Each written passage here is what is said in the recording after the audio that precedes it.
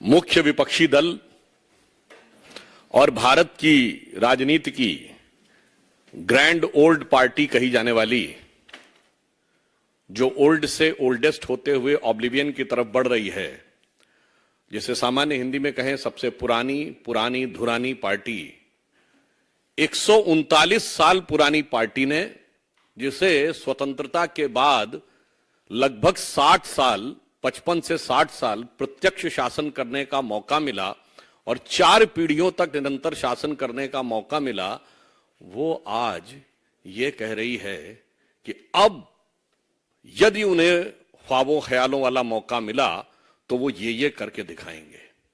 मतलब एक कहावत होती है, आह को चाहिए एक उम्र असर होने तक। यहां तो 4 पीढ़ी निकल गई, 4 उम्र गुजर गई और अब वो कह रहे हैं कि साहब अब वो कमाल करके दिखा देंगे। परंतु मैं ये बताना चाहता हूं कि जितनी भी बातें उन्होंने कहने का प्रयास किया, तो मैं 2-3 तथ्य आपके सामने रख देता हूं। जो उनके विद्वान लोगों ने कहने का प्रयास किया है, वास्तविकता यह है कि अगर आज महंगाई की दर और बेरोजगारी की दर देखें तो 5% के आसपास महंगाई की दर और 3.1% के आसपास बेरोजगारी की दर है। मैं कांग्रेस के लोगों को ध्यान दिलाना चाहता हूं, पिछले 50 साल में, in the last 50 years, the years which are having the lowest rate of inflation, 2017 3.33, 2019 3.73, 2004 3.77, 2001 3.78, 2003 3.81, 2018 3.94, 2000 4%, 2005 4.2% और इस समय 5%। 5% के नीचे हैं, उनमें से 8 या 9 वर्ष हमारे शासनकाल के हैं। ये हकीकत है।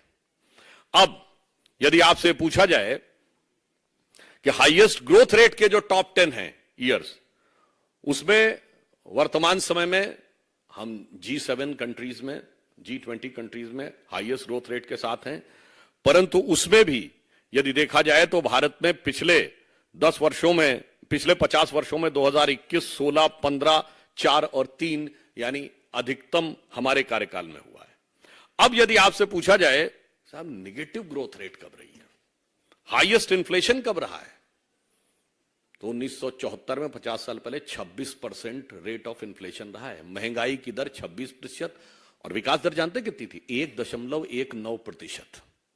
विकास दर 1.19%, महंगाई की दर 26%।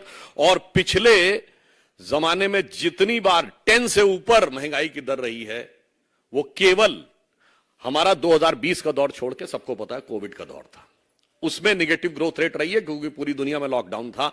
इसके अलावा जब जब निगेटिव ग्रोथ रेट रही है तो कांग्रेस के शासनकाल में रही। इसलिए मैंने कहा ना, जिनको 4 पीढ़ी तक मौका मिला है, जिनको इतने लंबे समय तक मौका मिला है, उन सारे लोगों का अब यह दावा है कि साहब अब हम कमाल कर देंगे। और फिर देखिए कितनी मजेदार बात वो लोग कहते हैं और कैसी कैसी चीजें करने का प्रयास करते हैं। अब देखिए साहब, आपने कांग्रेस के मैनिफेस्टो में देखा होगा, ये वाटर मैनेजमेंट के ऊपर ये फोटो है। देखिए, इसको जाके आप चेक कर लीजिएगा, ये न्यूयॉर्क की बफेलो लिवर की है। अब देखिए, मुझे लगता है कि अभी तक उनकी सोशल मीडिया चेयरपर्सन के अकाउंट से किसने ट्वीट कर दिया था तो पता नहीं लगा पाए, पर उससे बड़ा यक्ष प्रश्न हो गया है, ये फोटो कौन भेज रहा है विदेश से। मतलब ऑन द लाइटर नोट मैं कहना चाहूंगा, बफेलो शब्द को हिंदी में भैंस कहते हैं और हिंदी में की है इनको करने के लिए। अब आइए साहब, इन्वायरमेंटल क्लीनिनेस के ऊपर ये फोटो है और ये जानते कहां की है? The most favoured and sort of destination of चिर युवा of Indian politics, Rahul Gandhi ji का, थाईलैंड के। अब आप ये समझिए, महत्वपूर्ण बात यह है, इसका अर्थ यह हुआ कि अभी तक तो वे कहती थी कि उनके अकाउंट्स कौन कौन हैंडल करता है पता नहीं लगता, कौन आके कर देता है। भाई ये तो मैनिफेस्टो में कौन कौन कर रहा है ये तो पता लगना चाहिए। फिर आपको यह भी ध्यान हो, आज उनके अध्यक्ष आदरणीय खड़गे जी ने कहा कि जब कांग्रेस को हाथ में सत्ता मिली थी तो एक सुई भी नहीं बनती थी देश में। यही बोला था ना आप सबने, और ये तो उनका बड़ा चिर परिचित डायलॉग रहा है, और हमने रॉकेट बना दिया। वैसे पहली बार इंटरमीडिएट रेंज बैलिस्टिक मिसाइल तो हमारे जमाने में बनी है, ब्रह्मोस, मगर कोई बात नहीं, रॉकेट बनता था। पर ये बताइए 47 में सुई नहीं बनती थी। आपको पता है भारत का पहला पावर प्रोजेक्ट शिव समुद्रम पावर प्रोजेक्ट 1902 में मैसूर में शुरू हो गया था, मगर सुई नहीं बनती थी। Indian institute of sciences Bangalore 1916 बन गया था, सुई नहीं बनती थी। पहला डैम विश्वेश्वरैया जी ने मैसूर में बना दिया था आजादी से पहले, पर भारत में कुछ होता थोड़ी था। मिंटो आई हॉस्पिटल बन गया था बेंगलोर में, भारत का पहला नहीं दुनिया का पहला। इससे पहले हॉस्पिटल्स में आई डिपार्टमेंट होता था, मगर आई हॉस्पिटल पहला बना था। कुछ होता थोड़ी था भारत में। अच्छा ये बताइए, सीवी रमन को नोबेल प्राइज मिल गया था 1930 में, मगर सारे पढ़ने के संस्थान तो नेहरू जी ने खोले थे। तो नेहरू जी के बनने से पहले, जैसे आइंस्टीन की थ्योरी में कहते हैं ना कि वो पोस्ट में जाके शायद वो बैक उसमें जाकर उन्होंने बना दिया था। दूसरी बात, वो सब डॉक्टर इंजीनियर तो सब आजादी के बाद नेहरू जी की कृपा से बनने शुरू हुए। और डॉक्टर द्वारकानाथ कोटनीस का आपने नाम सुना होगा, वो चाइना और जापान की वॉर में मदद करने के लिए 1930-32 में डॉक्टरों का प्रतिनिधि मंडल लेके गए थे। और हमारे विचार परिवार के संघ के संस्थापक डॉक्टर केशवराव बलीराम हेडगेवार डॉक्टरी पढ़ लिए थे 1920 में ही। मैं सिर्फ ये यथार्थ बनाना चाहता हूं, भारत की वायुसेना 1932 में बन गई। मैंने सिर्फ ये बताने का प्रयास किया है, बहुत सारी चीजें उनको लीगेसी में मिली, यथार्थ क्या था ये बताना चाहता हूं। ये बताइए एयरलाइंस कब बनी थी, टाटा की एयरलाइंस। परंतु यही हम आपसे साफ बताना चाहते हैं कि जो हकीकत है और जो झूठ है उसका अंतर बहुत साफ है।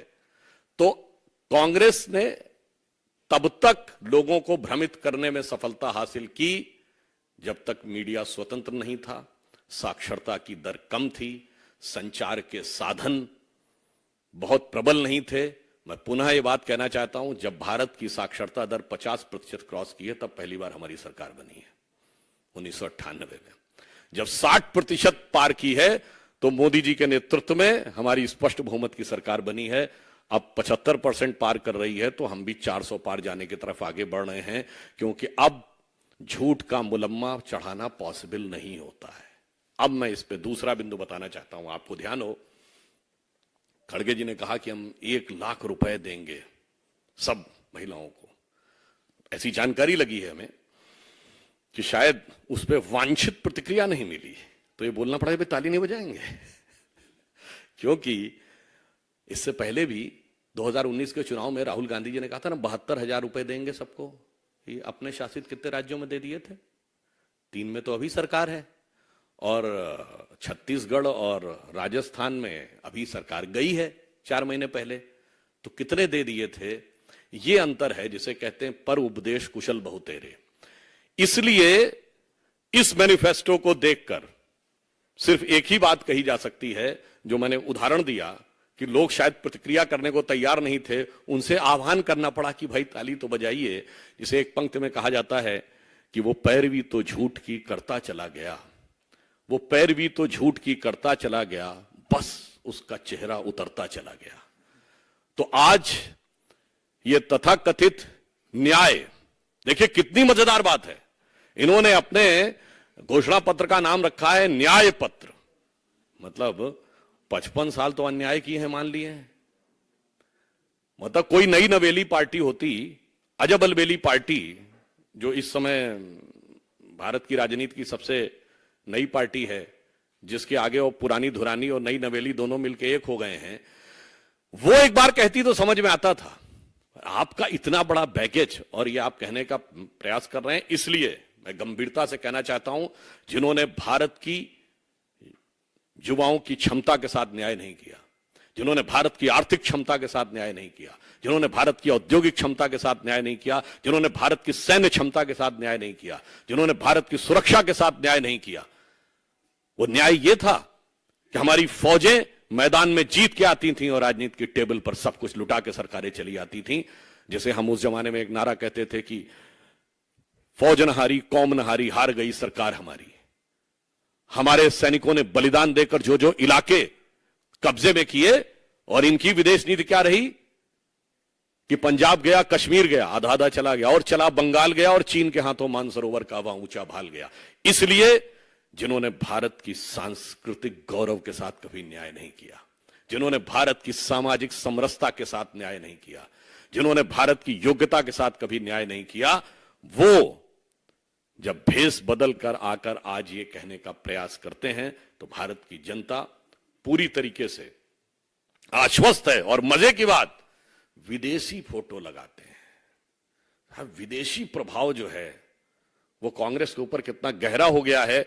और यहां मैं पुनः ये पूछना चाहता हूं कि चूंकि वो अभी तक ये बता नहीं पाते हैं कि उनके अकाउंट्स कौन डील करता है और ये फोटोएं कहां से आती हैं, इसमें विषय ये नहीं है कि फोटो गलत लग गई है, विषय ये है कि फोटो विदेश की लग गई है। ये गंभीरता की बात है। यानी अभी तक वो विदेश में जाकर भारत के विरुद्ध अपशब्दों का प्रयोग तो करते थे, मोदी जी से लड़ने के लिए विदेश में जाके गुहार तो लगाते थे, अब विदेश से उधार लाकर फोटो भी लगाने लगे हैं। मुझे लगता है ये अपने आप में और गंभीर प्रश्न खड़े करता है। इसलिए हम स्पष्ट रूप से कहना चाहते हैं कि एक तरफ है हमारे प्रधानमंत्री श्री नरेंद्र मोदी जी के जांचे परखे खरे नेतृत्व में एकजुटता, श्रेष्ठता के साथ हर गरीब को न्याय देता हुआ, विकास के नए पथ पर ले जाता हुआ, सुरक्षा को सुदृढ़ करता हुआ और राष्ट्र के गौरव को बढ़ाने वाला एनडीए गठबंधन, और दूसरी तरफ आपसी अंतर्विरोधों से भरा हुआ, एक दूसरे के प्रति अविश्वास से भरा हुआ, केवल निजी स्वार्थ के आधार के ऊपर एक दूसरे को मात देने की भाव से आकर खड़े हुए, अपने अपने परिवार और भ्रष्टाचार को आने के लिए खड़े हुए, भ्रम से भरा हुआ एक गठबंधन। तो ये भ्रम का, झूठों का पुलिंदा और दूसरी तरफ भरोसे की गारंटी। तो मोदी की गारंटी जो भरोसे की गारंटी है और भ्रम का पुलिंदा जो उनके बयान से लेके और फोटो तक दिखाई पड़ रहा है। देश की जनता, विवेकपूर्ण जनता इसके ऊपर सम्यक विचार करेगी। और मैं ये कहना चाहता हूं, जो कांग्रेस की फितरत रही है, आदत रही है, शरारत रही है, उसी के अनुरूप उन्होंने एक बार फिर भ्रम पैदा करने के लिए ही इस प्रकार का मैनिफेस्टो दिया है, जिसमें से एक भी चीज ना उन्होंने केंद्र में रहते हुए कभी पूरी की, ना राज्य सरकारों में रहते हुए पूरी की है। धन्यवाद।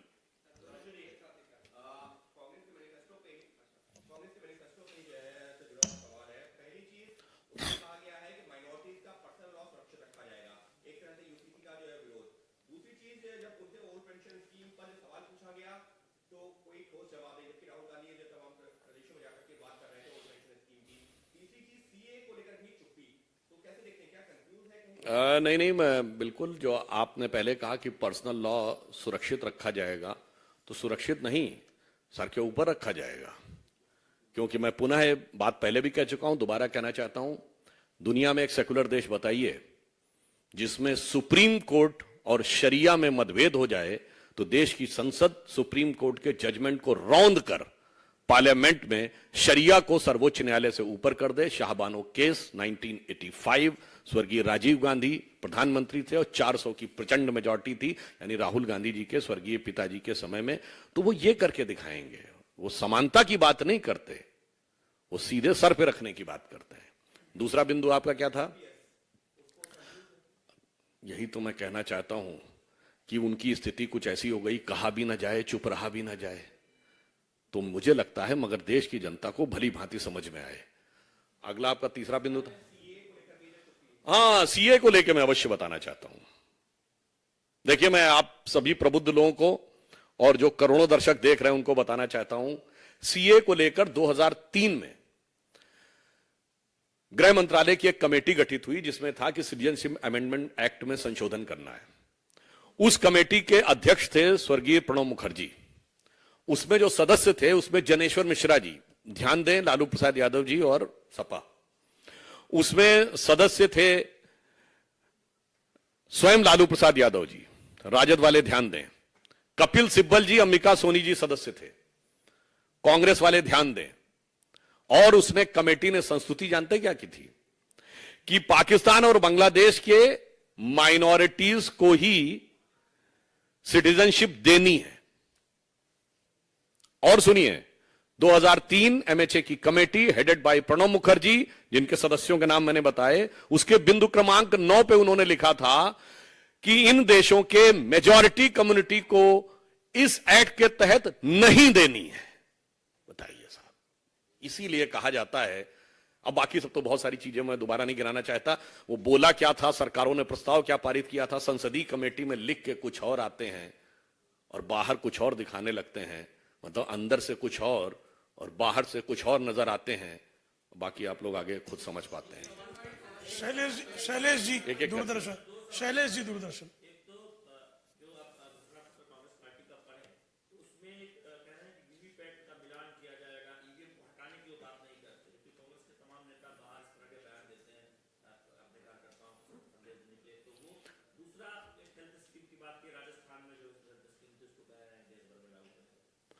वैसे जहां तक चुनावी प्रक्रिया की बात है, तो भारतीय संविधान के अनुसार उस प्रक्रिया के संचालन के बारे में निर्णय लेने का अधिकार चुनाव आयोग को होता है। तो राजनीतिक दलों को उसके ऊपर टिप्पा टिप्पणी करने से बचना चाहिए, और जब चुनाव आयोग उन्हें आमंत्रित करता है सुझाव देने के लिए, तभी सुझाव देना चाहिए। इसके अलावा यदि आप सुझाव देते हैं तो साफ समझ में आता है कि आपका उद्देश्य राजनीति करना है। अनामिका जी। और वैसे मैं एक और बात पूछना चाहता हूं, यदि उनको इस बात पे आपत्ति है तो बड़ा देखिए कितना मजेदार बात वो बताते हैं। उनको ईवीएम को लेकर शक होता है, मगर साहब ईवीएम पंजाब में अच्छा काम करती, हरियाणा में गड़बड़ हो जाती है। वो हिमाचल में अच्छा काम करती, उत्तराखंड में गड़बड़ हो जाती है। उत्तर प्रदेश में काम सही नहीं करती, दिल्ली में अच्छा काम करती है। और राजस्थान में 2018 में सही काम करती, 2023 में गड़बड़ हो जाती है। और छत्तीसगढ़ में भी 2018 में सही काम करके 2023 में गड़बड़ हो जाती है। फिर वो बंगाल में, तेलंगाना में और आंध्र में तो बहुत सही काम करती है। अब क्या बताएं, गुजरात महाराष्ट्र में गड़बड़ हो जाती है। तो मुझे लगता है देश की जनता को यदि वो ये बताना चाहते हैं तो शायद इसीलिए उनको वो संज्ञा दी गई थी, जिस कारण जो अब औपचारिक रूप से बोलना उचित नहीं है। इशारों को अगर समझो, राज को राज रहने दो।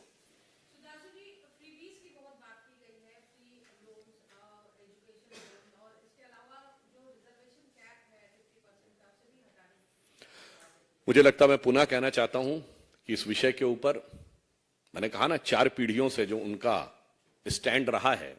काका कालेलकर कमीशन की रिपोर्ट नेहरू जी के समय में बनी 1953, रिपोर्ट आई 1955, कांग्रेस रही 77 तक, 22 साल शांति।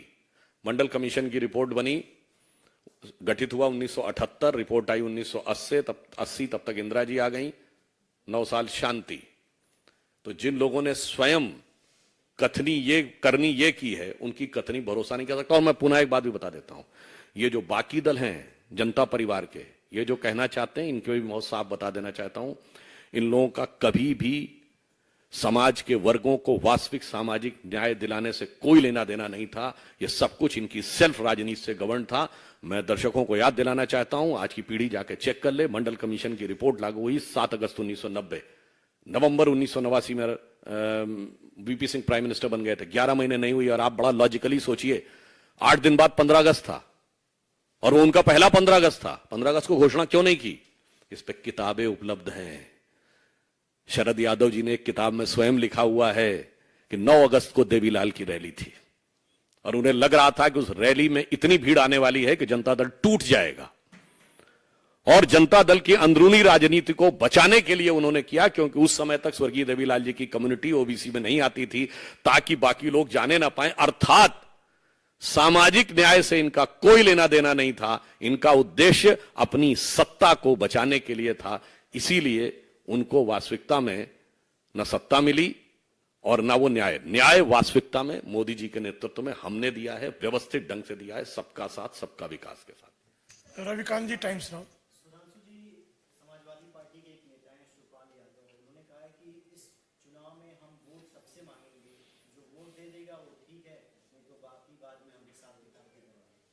नहीं, वैसे जहां तक हिसाब किताब की बात है, किताब तो शायद उनके हाथ से बहुत अर्ली एज में छूट गई थी, और हिसाब करने के लिए जनता बहुत सक्षम है। अरुण जी, सीनन।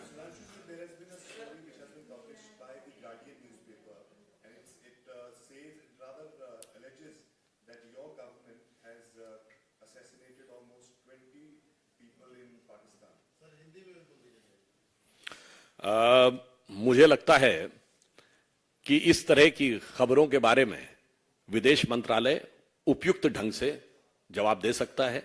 इस पर हमारा बोलना उचित नहीं है, परंतु मैं एक और बात कहना चाहता हूं।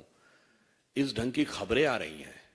इससे पहले क्या खबर आती थी कि पाकिस्तान वाले आए और घुसकर भारत में इतने लोगों की हत्या करके चले गए, इतने धमाके करके चले गए। कहां?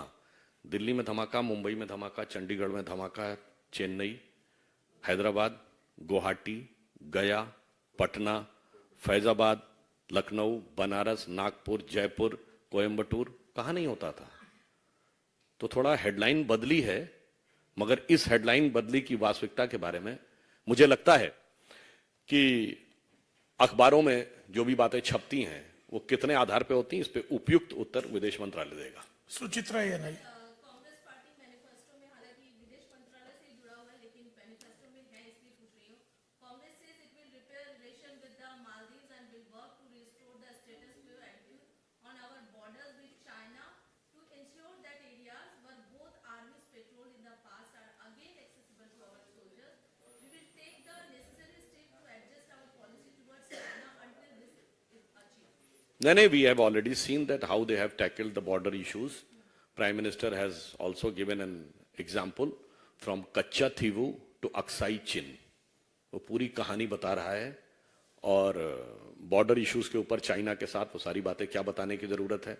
पाकिस्तान के साथ बांग्लादेश बनने के बाद 93,000 प्रिजनर ऑफ वॉर थे, तब तो पीओके सॉल्व नहीं कर पाए। मतलब हम कहते हैं ये कर देंगे, और वास्तविकता ये, अरे बाकी छोड़िए, अभी मैंने जो बोला, पाकिस्तान आकर घुसकर मारकर चला जाता था और वो सिर्फ गुहार लगाते रहते थे। अब हम जाते हैं और घुसकर मारकर चले आते हैं, वो गुहार लगाता है। इतना बड़ा परिवर्तन तो लोगों को नजर आता है। सुजीत ठाकुर, दैनिक भास्कर। कांग्रेस का घोषणा पत्र आ गया, भाजपा के चुनावी अभियान के लिए राहत की बात है, ये घोषणा पत्र नहीं, देखिए, हमारी राहत की बात यह है कि हर व्यक्ति को विकास की किरण उस तक पहुंचे। जो हम सत्ता में नहीं थे, जब हम कहते थे ना, उगा सूर्य कैसा, कहो मुक्ति का ये उजाला करोड़ों घरों तक न पहुंचा, तो मोदी जी उसके लिए प्रतिबद्ध हैं। और बाकी वो उन लोगों के लिए आपस में सोच की बात है, कौन दल क्या करने की कोशिश कर रहा है। हमारा लक्ष्य है 2047 तक भारत को, मोदी जी ने लक्ष्य रखा है विकसित राष्ट्र बनाना, नंबर 1 की अर्थव्यवस्था बनाना। उनका लक्ष्य है हमार बिटवा, हमार बिटिया को किसी भी प्रकार से सत्ता में स्थापित करना और अपने परिवार की अर्थव्यवस्था मजबूत करना। आखिरी प्रश्न।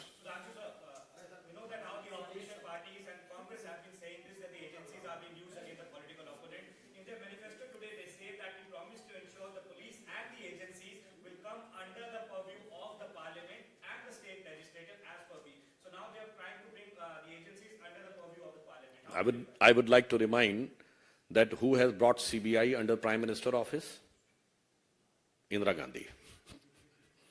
मतलब इसीलिए मैंने कहा ना, वो लिखने से पहले सोच लिया करें। And in this context I would like to remind, when they try to put the allegation कि हमारी गवर्नमेंट आने के बाद वो जेल में जा रहे हैं, तो मैं आप लोगों को रिमाइंड कर देना चाहता हूं कि जिस केस में राहुल जी और सोनिया जी बेल पे हैं, वो अक्टूबर 2013 में दिल्ली हाईकोर्ट के आदेश पर हुआ था। नेशनल हेराल्ड केस, हमारी सरकार नहीं थी। डीएमके के नेता कनिमोझी और ए राजा जेल गए 2011, हमारी सरकार नहीं थी। सुरेश कालमाणी जेल गए 2010, हमारी सरकार नहीं थी। एक और बात बता दूं, वो कहते हैं उनकी सरकार में एक भी निर्णय उनकी सरकार ने नहीं किया था। ये सारी रिट पिटीशन डाली गई कोर्ट ने, और कोर्ट के आदेश पे जेल में गए। और आगे सुनिए, 2006 शिबू सोरेन जेल में गए, हमारी सरकार नहीं थी। 2007 डिस्प्रोपोर्शनेट एसेट का केस मुलायम सिंह जी के ऊपर, हमारी सरकार नहीं थी। 2000 में करुणानिधि जेल गए, 1996 में जयललिता जेल गई, 1997 में लालू प्रसाद यादव जेल गए, 1994 में झारखंड मुक्ति मोर्चा रिश्वत कांड हुआ। मतलब बताइए, इतनी लंबी हिस्ट्री शीट है और कह रहे हैं अभी वाला थानेदार हमें परेशान कर रहा है। मतलब इस पे तो मैं कहना चाहूंगा, देखिए, झारखंड मुक्ति मोर्चा के साथ आज भी उनकी सरकार है और हेमंत सोरेन जी अरेस्टेड हैं। और ये कोर्ट के द्वारा प्रूवन केस बता रहा हूं, जिसमें कोर्ट ने, अभी कोर्ट का जजमेंट इसी पे तो आया ना, कि अब आगे से कोई बच नहीं पाएगा कि रिश्वत देकर वोट दे दिया तो और उसको इम्यूनिटी प्राप्त रहेगी। ये हम 2024 में बैठे, 1994। मतलब आपने फिल्मों में डायलॉग सुना होगा ना, 20 बरस पहले की बात है। फिल्मों का बड़ा फेमस डायलॉग होता था। तो मैं आपसे कहना चाहता हूं 30 बरस पहले की बात है। तो मैं वही पंक्ति इनके भ्रष्टाचारी मंसूबों और नियत के लिए कहना चाहूंगा कि मानव दल एक दूसरे से कह रहे हैं कि 30 साल पहले मुझे तुमसे प्यार था, जिया बेकरार था, यही भ्रष्टाचार था, आज भी है और कल भी रहेगा। एक सवाल मेरा भी है, आपके अंदाज में सुधांशु जी मैं पूछना चाहूंगा, कांग्रेस का जो घोषणा पत्र आया है उसमें इलेक्टोरल बोर्ड की जांच की बात कही है उन्होंने सत्ताधारी, वो कहते हैं कि मेरे झूठ को तुम खोलो और तोलो भी, लेकिन तुम्हारे सच को भी तराजू पे रखना। इलेक्टोरल बोर्ड पर क्या कहना है? प्रधानमंत्री जी ने कहा है 2014 से पहले का अपना भी डिटेल दे दें, अपने इलेक्टोरल बॉन्ड का दे दें। बड़ी मजेदार बात है, देखिए वो जो मैंने बात बोली ना, वो पैरवी तो झूठ की करता चला गया, बस उसका चेहरा उतरता चला गया, इलेक्टोरल बॉन्ड तो वो लेता चला गया, 1461 करोड़ के लेता चला गया और उसके बाद भी आके चीखता चला गया। इसलिए देश की जनता इस मामले में प्रबुद्ध है और इसीलिए कहा गया है पर उपदेश कुशल बहुतेरे, जे आचरहि से नर न घनेरे। हिमांशु जी आखिरी क्वेश्चन, अब आखिरी बहुत देर हो गया है।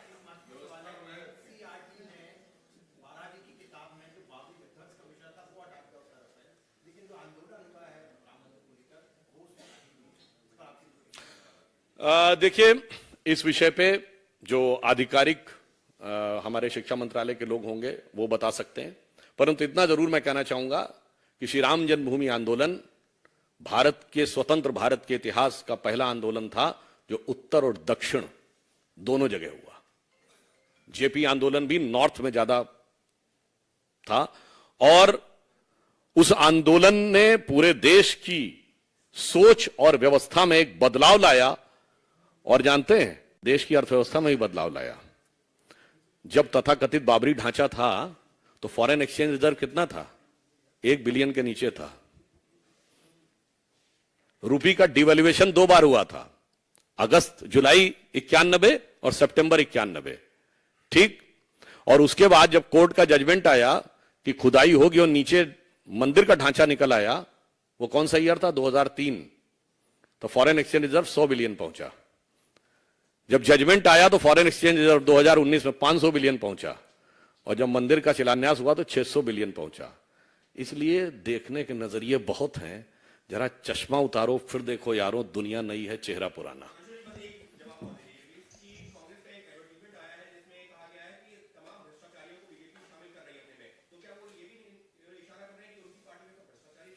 नहीं, जो ये वॉशिंग मशीन की बात करते हैं कृपया वो बता दें गंदगी गठरी कहां पे है। मतलब मुझे लगता है एक कहावत होती है अपने मुंह मियां मिट्ठू बनना, पर मैं कहना चाहूंगा उनके लिए अपने मुंह मियां फजीहत बनना।